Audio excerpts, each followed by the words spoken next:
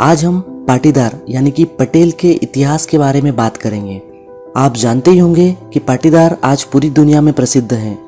India की ही अगर हम बात करें तो पूरे इंडिया में सभी जगह पाटीदार हैं, लेकिन ज़्यादातर पाटीदार गुजरात, राजस्थान, मध्य प्रदेश और महाराष्ट्र में रहते हैं। सिर्फ ब्रिटेन में ही लगभग 2 लाख से अधिक पाटीदार हैं, जो कि वहाँ पटेल नाम से जाने जाते हैं। इतना ही नहीं, अमेरिका में हर 8 भारतीय पर एक नागरिक पटेल है।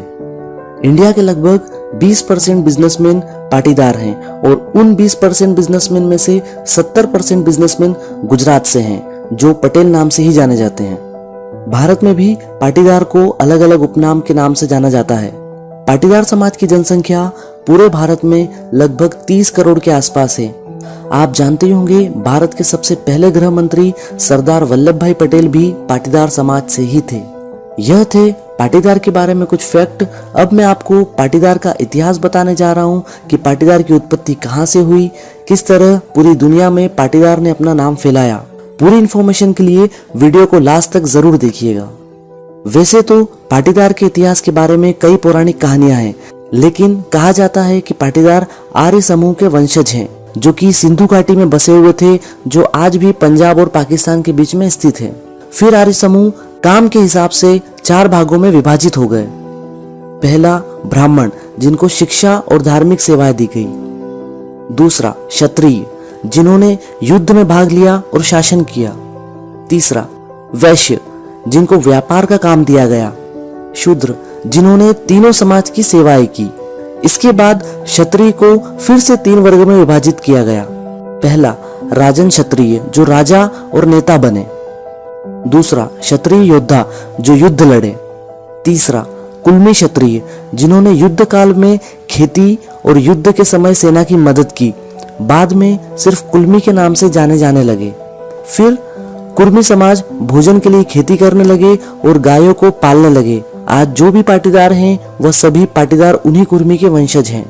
आगे चलकर ईरान, इराक जैसे विदेशी देशों ने पंजाब क्षेत्र में बसे लोगों पर हमला करना शुरू कर दिया और घरों, खेतों और मंदिरों को लूटना शुरू कर दिया।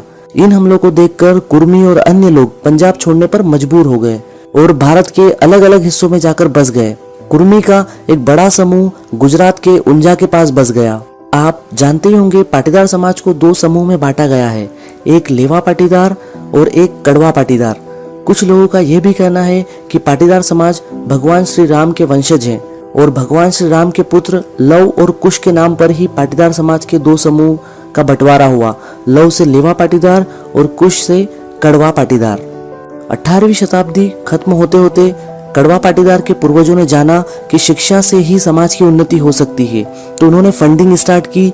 उस पैसों को वो समाज में शिक्षा के लिए लगाने लगे, जिसने एजुकेशन को रिवॉल्यूशन में मोड़ दिया, जिसने आने वाली पीढ़ी को कई उद्योगपति, व्यापारी, डॉक्टर, इंजीनियर, लेखक, वैज्ञानिक, प्रोफेसर, सैनिक और कई राजनीतिज्ञ बनाने में मदद की। आज की पाटीदार पीढ़ी 130 साल पहले स्टार्ट की गई एजुकेशन रिवॉल्यूशन का ही रिजल्ट है। 19वीं शताब्दी की शुरुआत में कड़वा पाटीदार समाज ने कई सम्मेलन बनाए और सभी को जागरूक किया और पुराने रीति रिवाजों को बदलने के लिए प्रेरित किया, जैसे बाल विवाह, अंतिम संस्कार समारोह, दहेज और मृत्यु भोज। इस तरह की सोच ने काफी पाटीदारों को प्रेरित किया। आज हमारा इतिहास बहुत समृद्ध है और प्रेरणादायक है। हमारे पूर्वजों ने हमें वर्तमान स्थिति में लाने के लिए कई स्ट्रगल किए हैं। पाटीदारों के इतिहास में ऐसा कुछ भी नहीं है जिन पर हमें शर्मिंदा होना पड़े। So it is proud to be a Patidar. जय सरदार, जय पाटीदार, जय हिंद, जय भारत। दोस्तों, अगर आप पाटीदार हो और आपको पाटीदार का इतिहास अच्छा लगा हो तो प्लीज इसे दोस्तों में शेयर करिएगा। हमारे चैनल को सब्सक्राइब करिएगा ताकि आने वाले वीडियोस की अपडेट्स आपको मिलती रहे।